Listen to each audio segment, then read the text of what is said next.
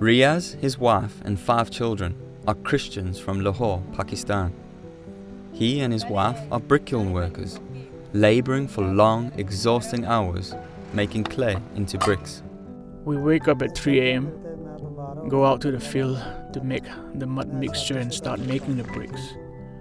We have to make 1,000 bricks. We work until 5 p.m., then go home to look after our children. Riaz and his wife do this because Christian discrimination in Pakistan means they aren't able to get better paid work.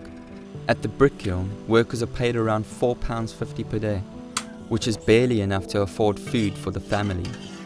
With no leftover income, if they aren't able to work, they are forced to take out loans from the brick kiln owners. These loans have extortionately high interest rates, which these brick kiln workers aren't able to ever pay off. Because I got sick with typhoid, I couldn't work for 3 months, so I had to take out a loan. And in the monsoon season, the brick kiln is closed. So that's why we need to take a loan from the owners. It's not only Riaz and his wife who work at the kiln, but also their son, Matthew. Matthew is just 15 years old, and for 3 days a week, he joins his parents at the brick kiln after school. I have fear in my heart that I'll have to work in the brick kiln like my father.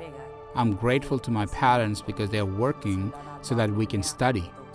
To ensure their children get the opportunity for a better future, they send them to a Christian school where they can get a full education.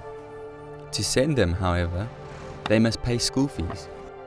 Even ensuring their children will have a better future pushes the family further into debt. It's a vicious cycle for dozens of Christian workers trapped in the brick kilns by debt they can never afford to pay off, becoming slaves to the owners. When Barnabas Aid, who have partnered with several Pakistani churches, learned of Riaz's situation, they paid off his family's debt, setting them free from the bonds of slavery. Barnabas has also committed to paying for the children's school fees, enabling Matthew and his siblings to study without financially straining the family. Matthew wants to be a police officer when he's older, and because of your generous donations, he will have every opportunity to become one. Thank you, thank you.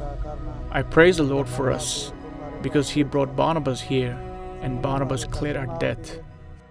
Thank you, Barnabas. Thank you.